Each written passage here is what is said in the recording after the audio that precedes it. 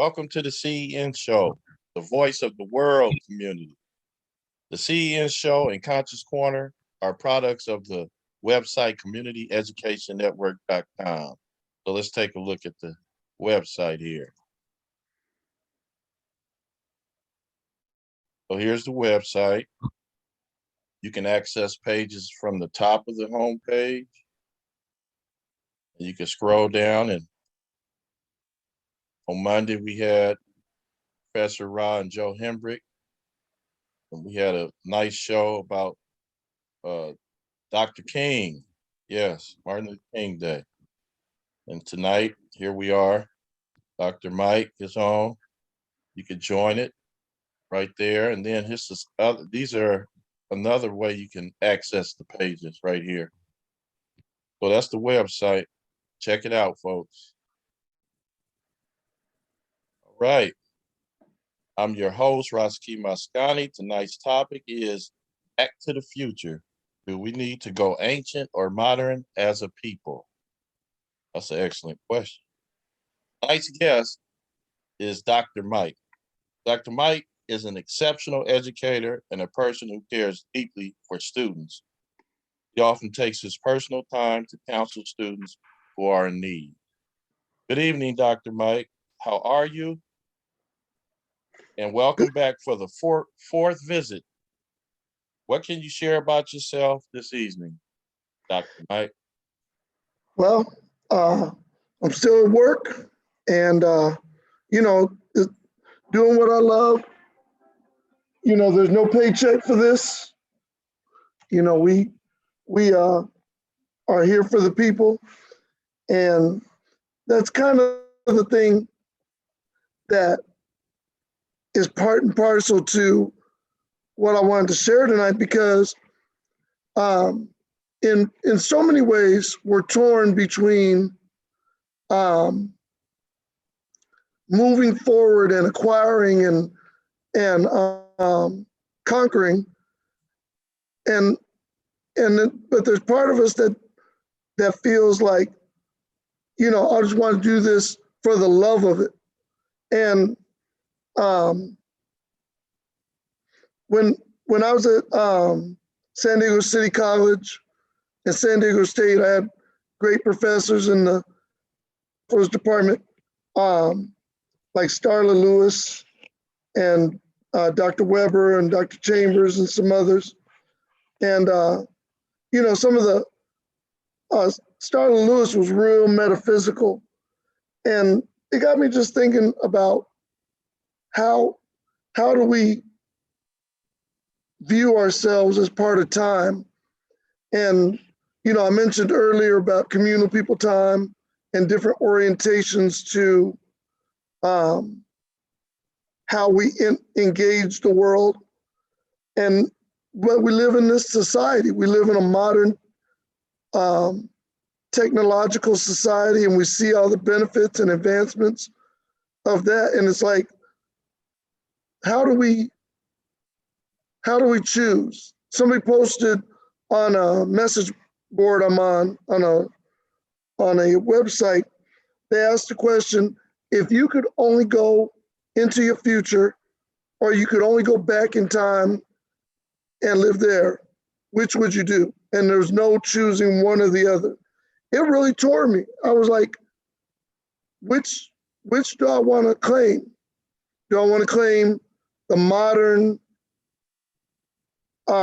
technological future, or the more grounded, rooted, and natural past? Not that they didn't have technology in the past. A lot of people get very confused about ancient civilizations. Ancient civilizations were often much more advanced than we are even today. There are things that were done in the past in terms of technology that cannot be duplicated in today. But just thinking about our lifestyle, we're all on the computer right now. The internet changed everything when we had this pandemic, as we were able to keep going. We have our meetings here. We can add much more to the day. I'm here, I gotta go back to the basketball game. I was at the soccer game, but I can get on Zoom and still do things. So think about all the benefits of technology versus the benefit of our slower, more connected way of life. It's a real piece for me. And so I wanted to get the panel and the guests' feelings about which is more important to you. Obviously, we could say a mix of both. And if you subscribe to the idea of Sankofa, it has to be a mix of both. You know, the Sankofa bird looks back, is pointed backwards, but its head is turned forward, and it drops a seed on its back as the present. So there's always a mix. But I just wanted, if we had to make a choice and had to choose one aspect of life as superior, which would you choose? Would you go towards a modern technological future, or to the past where we lose some of what we're used to, but we reconnect on a personal level? And I'm gonna say this, and then hopefully what I've shared will kind of plant a seed. I don't even want it to be the definition. I just want to plant a seed, past or future. I always tell my students about cell phones. And I tell them that a cell phone is made of glass, of metal, of plastic, but really it's made of oil, of sand, and of ore from the earth. And anything we can do on this cell phone, because we created it, we can do with our body. And so it's almost like this is the future where we have everything at our fingertips. We can search up anything, we can see vivid images. We have it all at our fingertips and don't have to produce it from within. But I'm reminded of, for instance, the mythology or accuracy I heard about the Chwa people was that they could levitate, that they spoke via telepathy, that they transmitted images from the mind. And I tell students, you know, when you were thinking about somebody and the phone rang and it's them, that's you connecting into like the waves around us and doing what your phone does for you. So it's almost like, do we want convenience or do we want to be more engaged and in some cases slower? You know, my wife and I got rid of our microwave about 6 years ago. So everything we do, we have to cook by hand on the stove. And it's easy to pop stuff in the microwave. You're in a hurry, you can do your thing, but there are some deficits to the microwave. It's not as good for you. It's, you know, there's a cost to doing things in that fashion versus taking the time, cooking it on the stove, and doing all that. So I'm gonna reiterate what I wanted to put forth is, are people oriented towards a technological convenience future that's kind of detached and you give agency to the outside but are able to do more things? Or do we want to go back to where people have to be more engaged, can still do a lot of the same things, but it may be a slower and different way of life? And this could also come to ideas about morality, about our attitudes towards our life and how we see our life. Like a lot of us think that our life is the most important thing. We don't think about the the lives of the people coming behind. We're not centered on the next generation. And that may be a future consumption oriented attitude where it's all about ourselves. You know, children know how to use the laptops because the parents, when they don't want to deal with the kids, they give them the computer.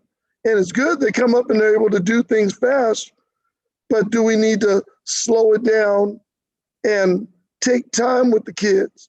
So it's really, in a lot of ways, about how you want to use your time, what your attitude is towards morality, towards connection to others, and so forth. So are we oriented towards the past and the ancient ideas? Or are we orientated towards the future and where we're evolving to next? Or we can talk about the synergy of those two ideas. So that's the jump off. And I'm sure people have different interpretations of what I'm saying, but I want to hear what it brings up for each individual. Okay, let's start with Brother Doctor. Brother Doctor, what's your take on that? A good point. It's the only issue I have. I know where he's going, and my problem is, he said he stopped using the microwave and doing this. I don't think it's fair for you to pick a time where you want to stop. Why you now using the stove? Why didn't you get rid of the stove and go outside in the back and dig a hole and put some sticks in there? Don't use matches or gasoline, find a rock and some sticks and rub together and try cooking food. Matter of fact, why did you go to the store and get that food? Why didn't you go to it? So I don't think it's fair. I know your question. I just think when talking about the future and the past, you're picking a point. I don't think that's fair.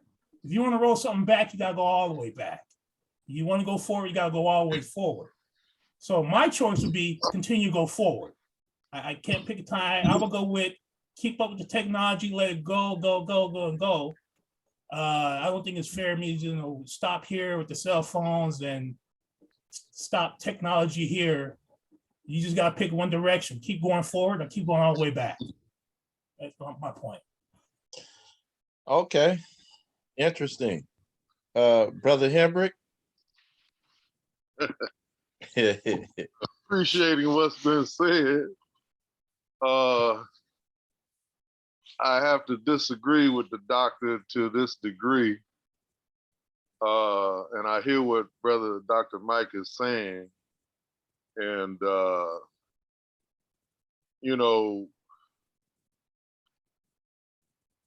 getting back to ourselves and how we were prior to the technological stuff of the European that came into being. And also, well, first of all, I want to comment on what he was saying at first about doing it for the love of it versus the money. I know in my own experience, I was a coach, a teacher, and an administrator. I love coaching, I love teaching, and I hated administration. And I know Brother Dr. Mike, I've been talking him into, trying to talk him into getting a few years. But anyway, I look back at more soldiers that I could have been turning out as that classroom teacher and more men with the coaching. So I took the administration for a couple of different times. And on looking back, I wish I had stayed longer so I could have been sharing this kind of information that we talk about on the show. I was sharing this with my students. And I had one great year of that. And then they requested me to go back into administration, make the campus safe. So although that had its advantages too, because it was crazy prior to that. And kids won't come to school if they don't feel safe in an environment to go to school. So I gave up, I sacrificed that for that. Secondly, with the ancient, I won't won't say ancient, but you can't say ancient versus the modern. I kind of hear it in this kind of sense. Back in the old days, it was things were more personable, in the person's face. There's more time to ponder issues and deal with things that need to be dealt with, because there's some things you need to talk to people about in person and not even over the telephone to make it what it ought to be. So the modern thing has kind of taken away that personal touch, I would say, if I could call it that. It's kind of sacrificing a lot of the culture for the technology to a degree. And that's always been the question of how to mix the two. Like on the side of the building at Centennial High School where you both work, there's a painting on the wall, another one I had done. It's with Imhotep sitting at a computer. A lot of the former alumni were complaining, but they didn't even understand what it was. But that's what that's about, the mixture of the two as far as morals and ethics. And because with the modern technology, I guess, cultural anthropologists would see that the more modern you've gotten, the more corroded the culture has become. For example, our kids, we're a people of nature.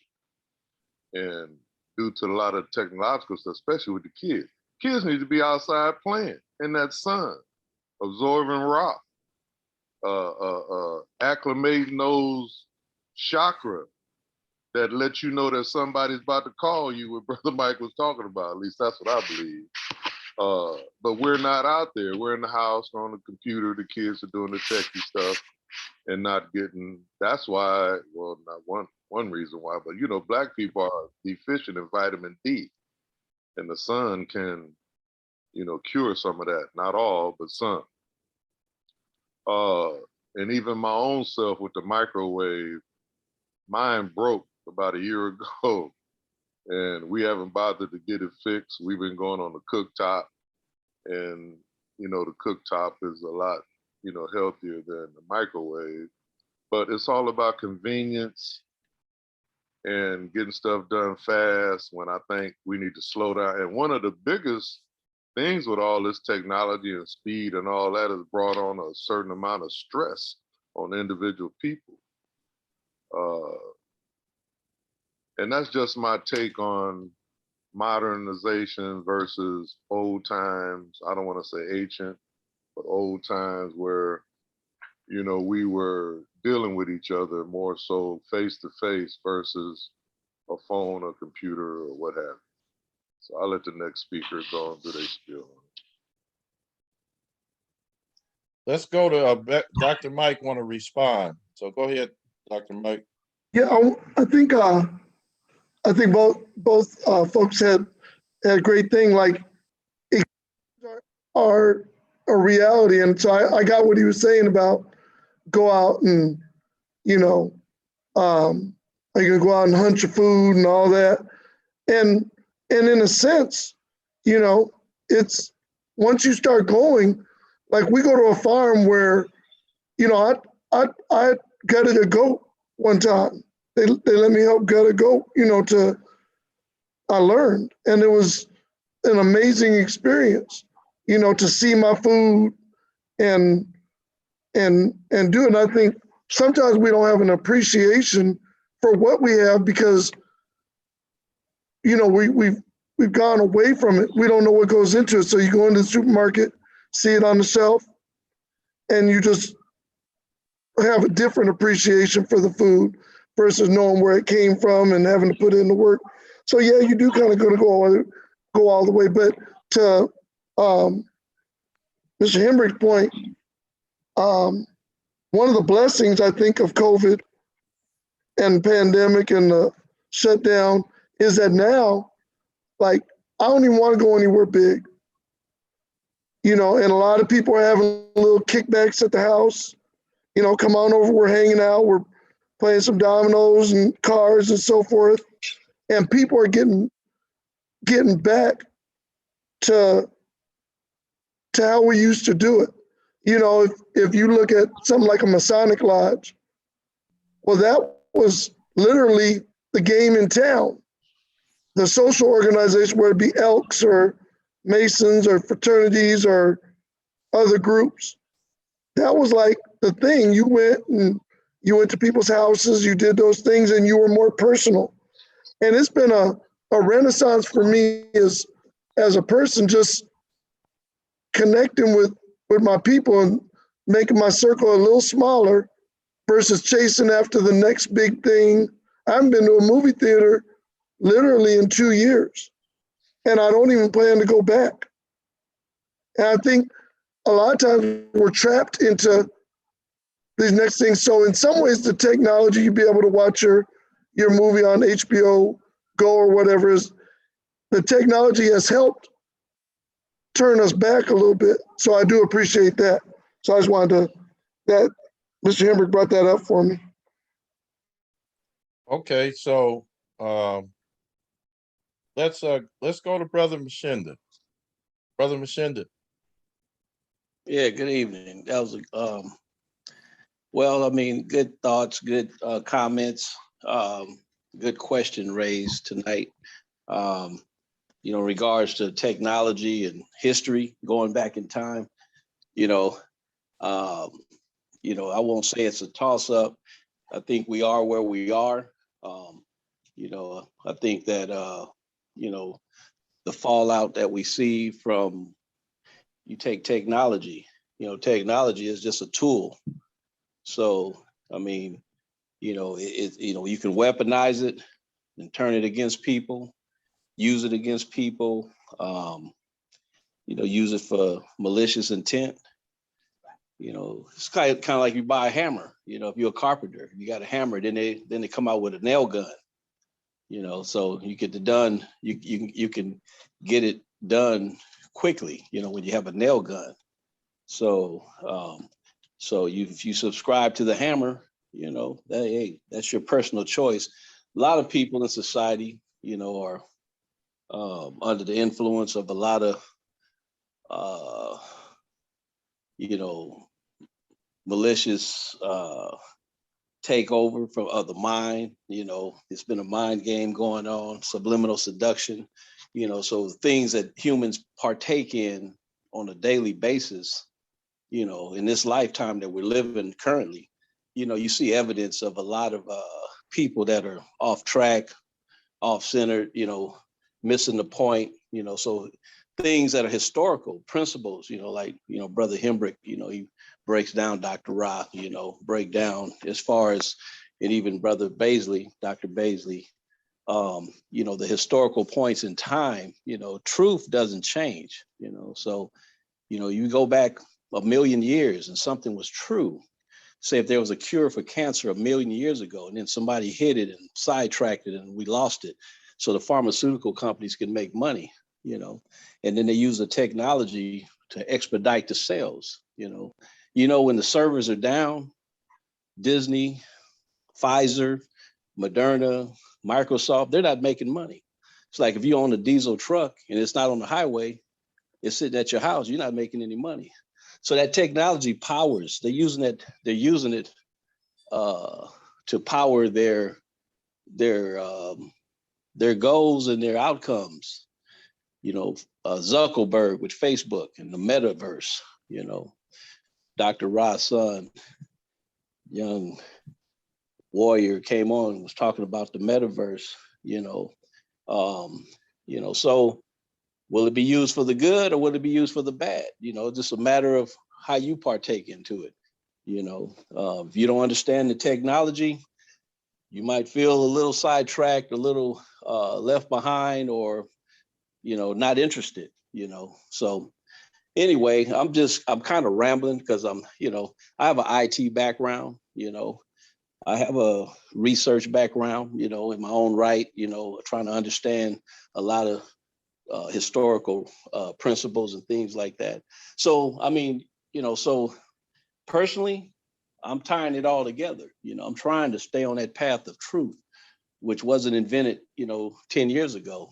Truth, so operating, on the spiritual plane, allowing you to accept your blessings by trying to live what we talk about morality, trying to live stay on track. Nobody's perfect, but we try to, but like I say, these principles they're ancient. And so I heard Brother Hendrick talk about the European, yeah, he's weaponized and hoodwinked and sidetracked and okey doked and all kind of things. Like Brother Malcolm said, that stuff is truth. That man got killed in 65, but still that's still truth. It's empirical evidence on the planet that what has transpired. So as it relates, it's not a versus, ancient versus, future. I mean, that's the question. But I'm saying is, for me personally, I'm saying is utilizing the technology now.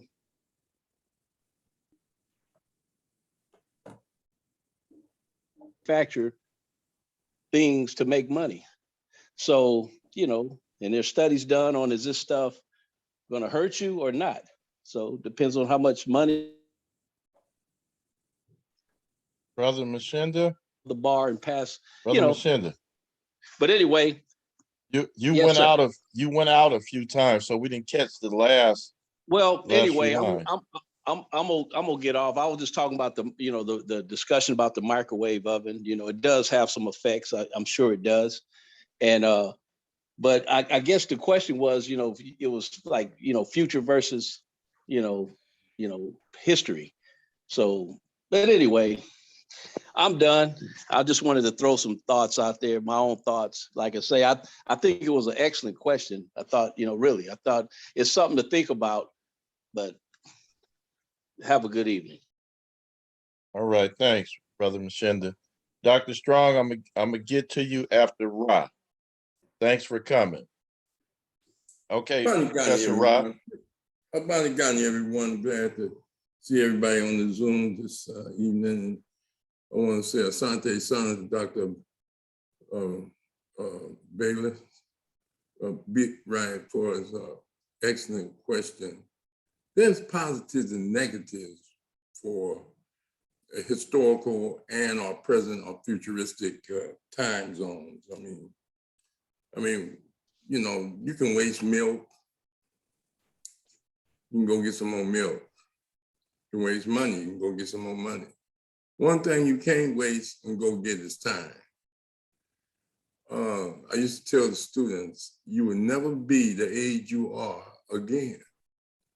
The whole purpose of being young is to prepare to get old. Do your best and try to live as healthy as you can. There are a lot of people living in the past, and there are other people living in the future. Right now, there are people that eat raw food, eat raw vegetables. They just say, hey, you're cooking the nutrients out of it, whether if you microwave it or if you boil it, but you just gotta go raw. There are people that do things that won't use a microwave, like you say, won't use a telephone. There's some people won't even use a cell phone. Say they give you cancer in the brain. So, you have people living lives that they choose. If people want to, go back into the past where you whip children or where you did things differently, wash with a washboard and a bucket, a wash tub. Yeah, you used to have a wash bucket with a thing that you just rub the clothes on. There are people that do that. When I went back to Louisiana in 1954, the man brought ice to the house. They called him the Ice Man. They had ice pick, an ice hook. when you say, should we go back, you know, sometimes you don't take away, but creativity is based upon people trying to make life better for them. People abuse a lot of technology and futuristic things, but that don't mean you throw it away. People abuse religion. You don't throw the religion away. You know, you don't throw things away because some people use it unethically. There are some people that get scales and they weigh rocks and weigh, when you're in science class, you weigh precious metals, you weigh your food, you weigh this. There are other people weighing dope and selling it. That's what they use the scale for. That don't mean you throw the scale away because some people is using it to sell drugs. You try to depend on us. We are spiritual beings, whether you accept it or not. You understand? You're a spiritual being. You have to relate to the creation or the creator. It doesn't matter if you evolve or if you believe in the creation of humans and the earth. It doesn't matter because it is what it is. Your faith carries you through morally and ethically. So we relate to the universe and the creativity of the universe and the spiritual aspect of our lives. When we get cut physically, that's one pain. But when you get hurt emotionally, a broken heart, a loss, that's a different pain. It's hard to put a Band-Aid on that. It's hard to put some freeze on that. And then we are natural beings, as Brother Hembrick and Brother Bill talk about. We have to relate to nature. If you attack nature, nature will attack you.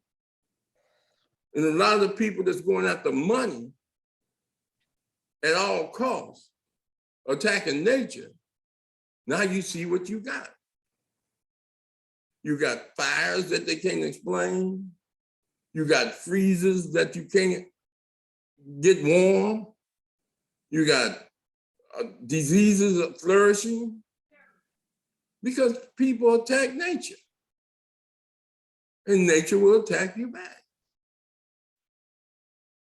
So we have to want to take care of the earth and take care of the environment, not just for ourselves, but for the future generation and for us to live. You know, I mean, you know, they can come up with all the vaccine they want. It's not going to stop diseases. You know, there's always going to be another one. But if you work with nature, you can minimize the harmful effect of unnatural acts that come about because you messed with nature. The other thing is we're social beings. We all come out of the context of a social activity. And that is called heterosexuality, procreation. Now, there's some insects, some animals that reproduce without any fertilization, but for the most part, human beings are a product of a social entity. We come up in families, then they go into little clans, and then they grow into communities, and they grow into nations, but we all on this earth. People be talking about integration. You're integrated. You're on the earth. The restrictions are laws that people tell you can't travel here and you can't travel there, but you own the earth. And all this stuff about going to space, you're already in space. There's nothing up under the earth. It is in orbit. The earth don't stand still, it spins so fast you think you're standing still. So what am I talking about? no matter if you go backwards or forward, you got to go through a transition. You got to make the best of your life while you're here. People who were picking cotton are happy that the cotton gin came along. You understand? People right now are cooking out of barrels because they're homeless. You understand? They food, they cooking it.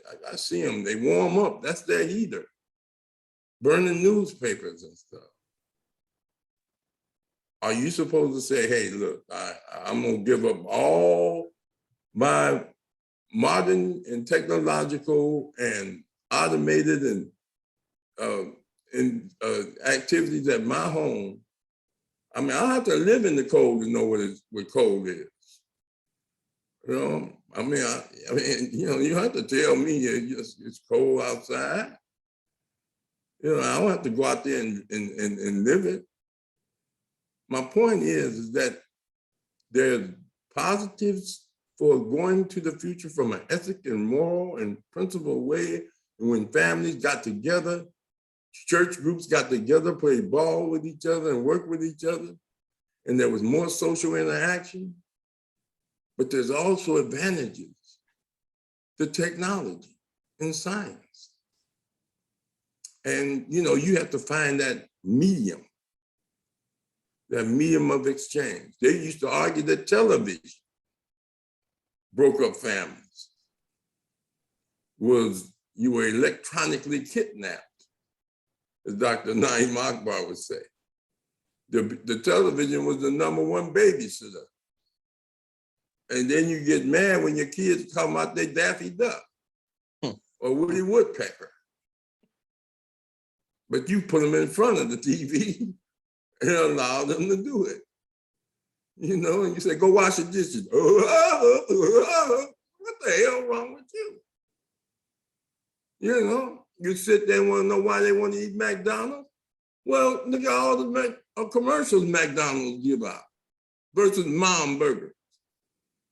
Mom Burger's fresh vegetables, fresh meat. I don't want that. I want McDonald's, artificial meat and artificial sauce and everything else. Why? Because the man on TV ate it. And he said it's the best burger in town. Well, I don't even want to go no further. I think it's a good question. I think some people are living in the past, some people are living in the present, and some people are living in the future. Sante Sana. All right. Thanks, Professor Ra. Okay, Dr. Strong, you got the gist of the question? I think I got the gist of the question from the website. It asked the question, do we need to go ancient or modern as a people? Is that the question? Yes. Okay. Well, there's a lot of context you can wrap that around. And I see you all are talking about food, microwave, the internet, and those kinds of things. And so in the context of food, we have relinquished what we're supposed to do for food over to others. And when we relinquished our responsibility of seed time and harvest time, Genesis, the Bible says that as long as the earth remains, there will be seed time and harvest time. Well, like Professor Amin-Ra said, I can plant me a garden, or I can depend on Monsanto and the big farmers to plant and put it in the store for me. I actually myself have in the recent years began to plant my own garden, because I don't know what they're putting in the food. I love the Amish community and the Quaker community, because if the internet goes down, if the utilities go out because of a storm or whatever, it doesn't affect them because they don't use it anyway. They are right there. They're living in this modern world, but they are using the traditional principles to provide for themselves. They build their own homes. The women are traditional mothers and wives. The men are the traditional fathers and providers. And so I admire that community in so many ways. When you talk about the modern things, and I can sum that up by saying using a light, whether it's the sun, whether it's a lamp, any kind of light, if you take that light and you put it beside you and you read by it and you do your business by it, it works very well for you. But if you look into that light too long, you'll go blind. So Brother Mashinda said it perfectly. Everything has its place. But a lot of times we take things a bit too far. For instance, that microwave, mine went out, I guess about 4 or 5 years ago, and I have not replaced it because that oven in there does the same job. Might take a few seconds more, but I have just seen us in the past 20 to 25 years just slipping, relinquishing our power over to governments and businesses. We have relinquished our focus and attention to entertainment. Everything is entertainment now. Everything serves to entertain us, even in our churches. If there's no music, if there's no stuff going on, people will call it boring. You know, we're entertained by commercials. They don't sell us stuff. They got to entertain us with selling us stuff. Satan entertains us about 85% of every movie that we watch, because it's always crime, something negative or evil that entertains us. Then the righteous one comes 5 minutes, 10 minutes before the show is over and saves the day, you know. So it's a matter of perspective for me. You know, when I started planting a garden in my front yard because I don't have any grass in my backyard. And my son asked me, he said, "What are you doing? Why are you doing that? That's tacky. You don't need to do that." I said, "I'm learning." I said, "I'm learning to feed myself." I say, because the more I go to the grocery store and see more boxes than more fresh fruits and vegetables, something's wrong with that. Something is certainly wrong with that. And so this past summer, when I grew my okra and my tomatoes and my all the vegetables that I grew, my son, he looked at the tomatoes and he just had to have one, you know, so he had to pluck one off. And he wiped it off and he ate it. He said, "Wow." He said, I've never thought about growing food. We've been so spoiled in our thinking, in our dependence on others, and so distracted with all the entertainment that we don't even realize that we've relinquished our responsibility to grow our own food, be our own, be the daycare for our children. You know, we have tried to circumvent all of the traditional processes till it's in overload now. You know, we have tried to make excuses for or make up for all the things that we're supposed to be doing and not doing. So far as a traditional family, well, it's okay to be a single mom. Just put them in a daycare. You know, no, that's out of the order. And when we get out of God's order, then everything becomes out of order. You've got to, if you've ever told a lie, you know, you got to tell more lies to make up for that lie. But if you just tell the truth, you can tell that truth. Somebody wake you up at 3 o'clock in the morning, you can tell that same truth. You don't need it. The truth doesn't need any help, but you got to proper lie up with other lies. And so now I'm rambling a little, but my bottom line is I would rather go back to the traditions that God put in order for us. The family structure, he made male and female, and he didn't change that process. He made them for a reason, to be fruitful and multiply. He made seed time and harvest time for a purpose, for us to eat. And so I think what I'm trying to say is the modernization of society has great aspects, but there are certain things that we have just taken way too far that I don't think is a good direction for us. And that's what I want to say. All right. All of the responses have been exceptional. You know, everybody had something great to say. Dr.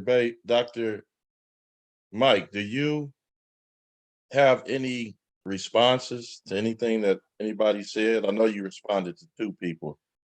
So what about the rest of the panel? Any responses?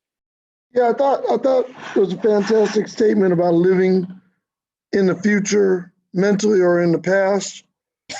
And I've heard it said that if you live in the future, that's anxiety. And if you live in the past, that's depression. Meaning that if you're locked into worrying about the future or pining away for the past, it can be pathological as well. I think that, and of course I put up a dichotomy for the purpose of discussion, because you can't have no discussion if you say we should be have a blend and all that. I mean, that's obvious, but we had to kind of look at it from extreme lenses. I think what Dr. Strong identified about the morality piece is kind of at the core of it. Like everybody's all Brother Mashinda and Brother Ra said, like I can use alcohol and I can get drunk on it, or I can put it on a wound and sterilize it. So it's how you use whatever it is. So I think people are at the core. I think where it transpires is you get into the game and you got the rules missing. If you aren't grounded, you're gonna spin out of control. Like, for instance, kids, they don't know how to use technology with discipline. They can't go on their social media and just take a few minute break. They're gonna go for hours. I see kids in class, I'll stop the whole lesson and stare at them because they locked in checking the social media. They don't have the discipline to make it. And discipline is hard earned. And so I don't think we're in balance when parents don't interact with their children and just give them the iPad or the game and let them spend hours and hours. And I think that's what's run us over. I'll say this. I personally believe that when you let technology take over, you end up destroying yourself. There's this Hindu epic in the Bhagavad Gita where it talks about these gods coming and striking people down with nuclear explosions. Like they threw a rod of lightning, and they essentially describe a nuclear war. And this is 20,000 years ago. This is ages ago, where they describe people dying of radioactive poisoning. So I believe man has destroyed himself many times over because he let the technology take over. It's almost like AI and stuff. When you start playing God, as the Reverend might connect with, when you start getting too big for your britches and lose the rules and the teachings, you're headed for destruction. Always. We got computers that can do all these processing, and it's making us stupid. You ask average kid, to remember a phone number. I remember back in the day, you used to have to actually work and remember a phone number. Now you lock it in your phone, but if you lose your phone, you're done. But now they got the cloud for you. So we've been surrendering ourselves further. We've been surrendering our agency to big entities. And once you surrender your mind, it's over. And I'm seeing Dr. Strong make the things out. I'm riffing off her, but it's very important. It's almost like one of my buddies, he's a speaker and a pastor, and he said, if you have church but no amen, you're just talking. And I was like, wow, it's that synergy and that connection. So people have church online, but you don't feel you're washing dishes or, leaning back, playing on your phone or whatever. When you have to go there and connect, it's a whole other thing. So I'd say the biggest danger of our modernity is surrendering ourselves, moving too fast. Someone like people like us can handle the technology. I just worry about those who don't have the hard-won discipline, sophistication, understanding, connection, and all that to handle it, and to even test ourselves. Like doctor said, you got to go all the way with it.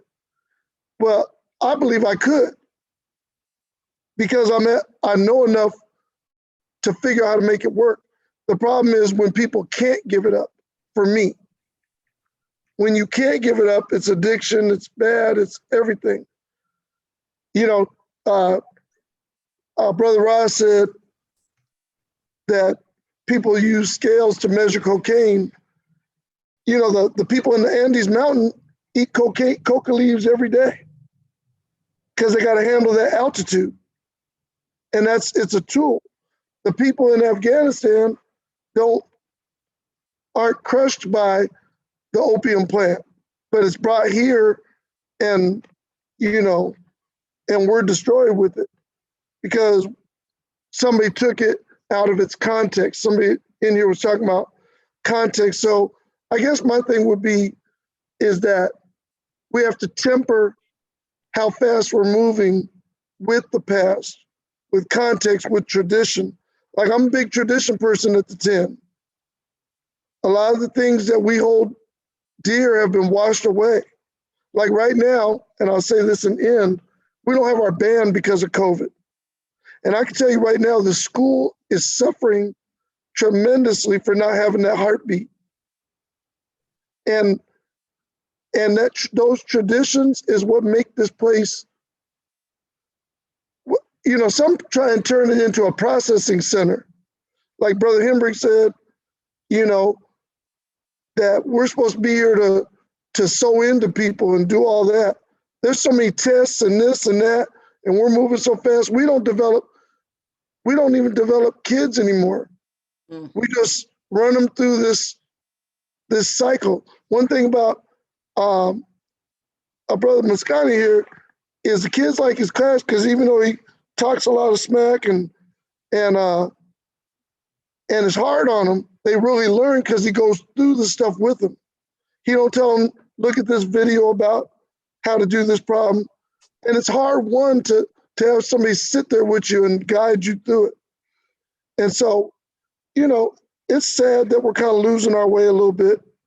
I don't reject the future so much, but I know we need to come together and make sure that we don't allow the future to erase our moral, ethical, and intellectual frameworks, you know, because I can tell you, the kids are out there, they're on OnlyFans, they're left alone to their devices, they're doing everything under the sun, and we gotta temper the future a little bit with tradition, and so I like how all of us came around to the same things, that the future's not bad. It's just if we allow it to be bad, and in order to keep it from being bad, we have to chain the future to the past. And so I'll stop there. Okay. Well, that's excellent. I didn't share any of my thoughts about the topic this evening. So I'm gonna say a few things and let people ponder what I'm getting at.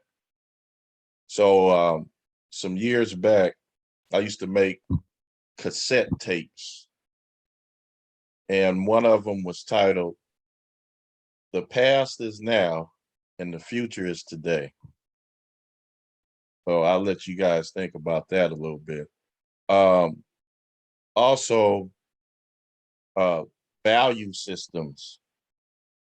In the past, we had value systems that at the core of the values was, you know, the spirituality and the evaluation of nature and how to do things. And yeah, I think we need that core basic good value system and apply it to what's going on in the future or what's going on today. And as time passes, you have this constructive value system. And, you know, that's Neely Fuller taught, you know, we should be doing things, get a constructive outcome. And then I look at the Kaiwida, Professor Rod, Yeah, philosophy. Kawaii. Kawaida. If you're looking at that, you're drawing from African traditions and ways that has high value. And so if we could, you know, continue to have programs like this to counter what's going on out there that's highly negative, I think we could, you know, gradually set our future up to be a better future.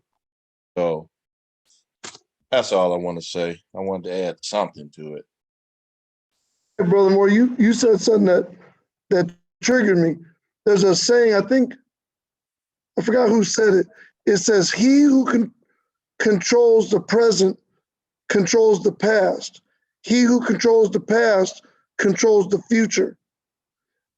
If you control the present, you control the access to the knowledge of the past. If you control that, you control what people can do in the future. So it's really, I like the way you said that. You said the past is now, the Future is today. future is today. Yeah. And you really got to the nugget of where I was coming from. If we're bereft of our past, if somebody controls our past, they control where we can go in the future, what the future can even look like. If you understand the past, you don't have to worry about the future. You control the future. You control how you engage that future, because you understand, you come at it with the lessons of the past, but our past has been wiped out. And that's why we drift aimlessly into the future that's created for us. You know what I'm saying? Yeah. When people, like Mr. Hembrick, teach the truth, it disrupts the ability for people to create a narrative about the future, about what can happen. And that's very powerful. So, yes. Okay, well, I think this is worthy of one more spin. We'll take volunteers. Anybody want to make a comment before we leave? Yeah, I say something. It was a good topic, Dr. Mike. You brought it again. Yeah, I think this is one of these topics, man, that was kind of got everybody kind of personal, man. Professor Ryan, you came on and said your thing, man. It almost brought a tear to my eye, man. You think about the technology, and you said the cotton gin, man, and people was just, man, it had to go out. You had me look up the word technology, the application of scientific knowledge for practical purposes. It makes you think, man, with some of the technology, doing that hard work, back breaking work, technology came, and then, but go back what Dr. Strong said, hey, you go grow your own food, which I've done in the past. And Dr. Strong, you're right. I grew everything. Every package that was in the store, I bought and planted. And that stuff tastes differently. Tomatoes, cucumbers, bell peppers, everything tastes different, man, from what you get in the store. But I'm just saying, there's one quote I have on my wall that I have for 30 years that I got from one of my mentors. I had nurtured my desire for easy money to the extent it overtook my common sense. I think sometimes, man, we get to a point where we believe this is right, this is wrong, no matter what it's religion, people. You get so far that you nurture your desire to want to be that or be like that or believe in that to the point it overtakes your common sense. And it was a good topic, man. I loved it. It's personal. And like I said, I'm reflecting on what Dr. Ra. I mean, man, that what you said, you flowed, man, and you made a statement that humbled both sides of the argument. And that's amazing, man. That's amazing. When you have two point of view, ancient or the present, you make a statement and it humbles both sides. Excellent topic tonight, man. I love it, and I hope we have more topics like this. Man. Thank you, guys. Excellent, brother doctor. Anybody else want to get a last word in before we end this evening? Yeah, if I could. Yeah, go ahead. It's often talked about, like us as a people, like our greatest, attribute was our great level of humanity in the world. Talking about in ancient times, because people wonder, we were so great, like what happened? Well, we were so humane, when those missionaries came, we invited them to dinner and pretty much became the dinner. And since our captivity, our level of humanity from learning from those who captured us, that's only, model we had to go by pretty much. They separated us by language and all of that. We've adapted to these unethical things that we, learn from the European. And like Brother Rob was saying, you know, about the cotton gin and all of that. Well, if they hadn't have brought us here to pick cotton, we wouldn't have to worry about, you know, that wouldn't have been an issue. But anyway, I was reading something about the Dogon in ancient times, and you know, like people in the marketplace, when they finished selling products for today, for that particular day, the level of society was so high that they didn't even have to put the stuff up. They would leave it out there. No one came to steal anything because no one was managing the situation. And the people could come the next day and their items were still there to be sold for that day. That's the level of humanity that we have come from. And hopefully that's the level of humanity that we can get back to one day. And I just want to say a lot of the technological stuff that we use, who is it from and who created it and for what purpose, and versus, you know, the natural thing outside, nature, growing your own food. I do all that too, to the panel. I grow my own food, cooking on the stove, all that. So those things are healthier, I think, for us as a people.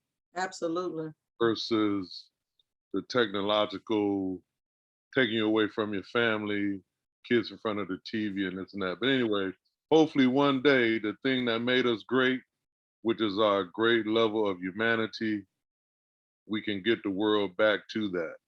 But I would just like to start everybody off with, keep your word.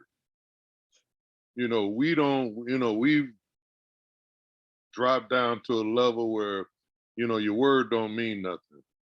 You know what I mean? As a people, so to speak. And that's the kind of stuff we need to get back to. Well, that was bond and whatnot. And that's old school. But anyway, I ain't gonna take up no more time. I just wanted to, you know, add that little tidbit in before we got off the air tonight. Thank you. Okay. Anybody else? Professor Ra, Brother Mashinda, Dr. Strong, any last comments?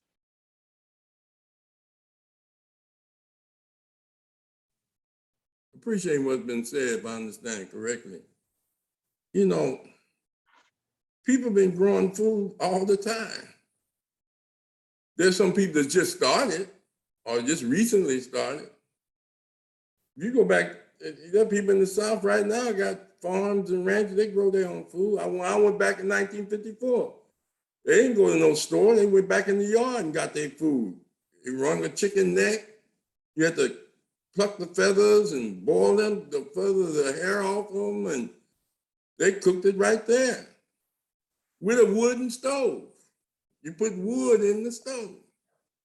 When we lived in the projects, they had incinerators. That's how you got rid of your trash.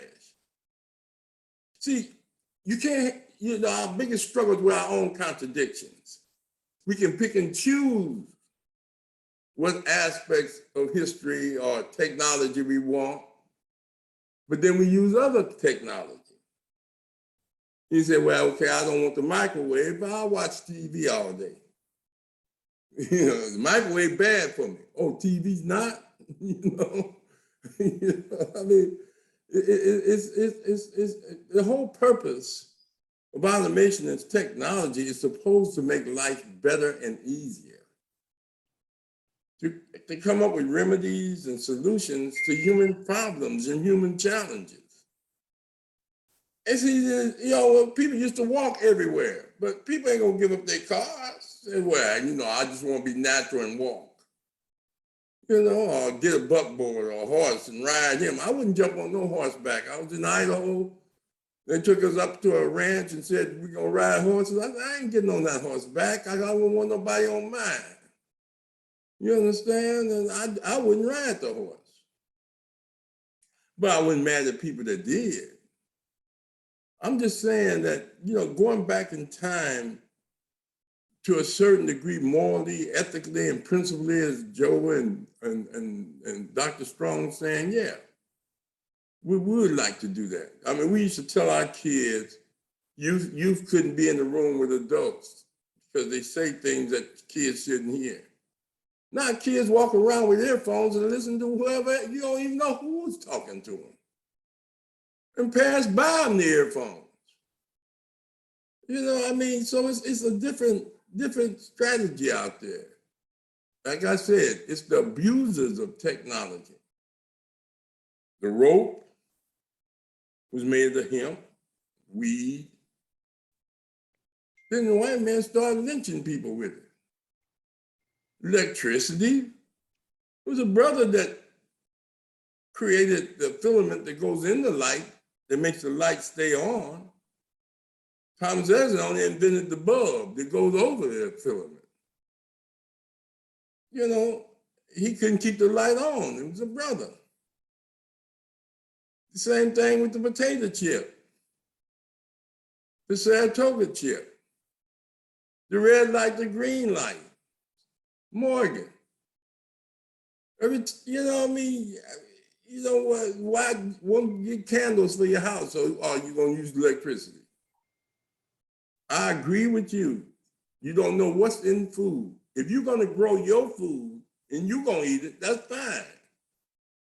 But if you're going to sell it, we need the FDA to make sure that food is right.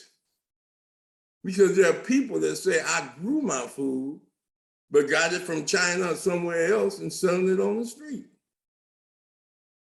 We don't know where them people that selling oranges got their oranges from that sell them on the street. You need regulations when you're dealing with human beings. You got to have some type of order, I'm telling you. You know? But if you're going to grow your food and you're going to cook your food, you're going to grow chickens in the back and you're going to cook them and you're going to develop a smokehouse to put your meat in, that's fine. But when you open up a store and you selling it as fresh, we want to make sure that it's regulated. Most people that live in rural areas grow their own food. Most people that have land that they can garden, they do gardening, not just for beautification. But then again, there are people that do things that we have to have law, rules. You can't depend on it. We just say, yeah, your word got to mean something. Ask the Indians about the white man word. 250 treaties, and he broke every one. They called him forked tongue. Now, is everybody like that? No. We come from a tradition where truth meant something, where ethics meant something. But you're in a society now where these people believe Trump, or acting like they believe Trump, you know, whatever he's saying. That's dangerous, brother and sisters. That's dangerous. Sante Sana.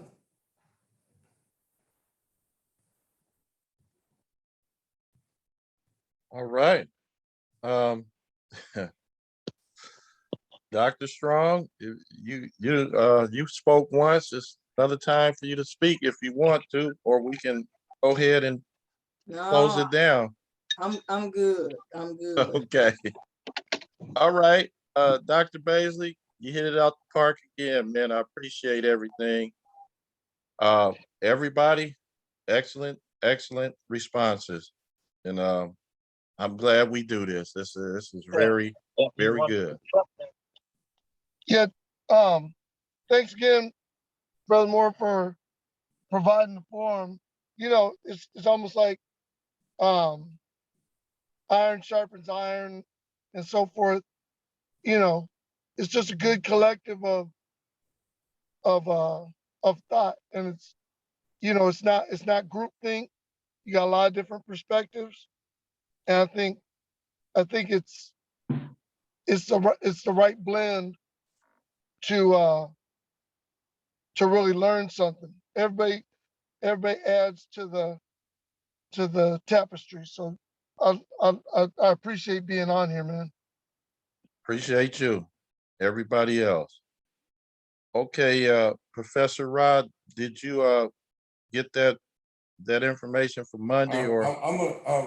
The brother from Cuba, Jabal, is in town. I'm gonna see if I can get him. I'll let you know in the morning. Please do. Okay, Please get him. all right. Okay, so next week, we got a classmate of mine and a teammate of mine from Compton High School and Davis Junior High School, Curtis Johnson. And the topic is self-afflicted problems of the Black man. So that should be another interesting topic. We're going to have another panel discussion. So that should be a real good one also. So each one teach one in Conscious Corner. Good night, All right. everybody. Good night. Good night, all.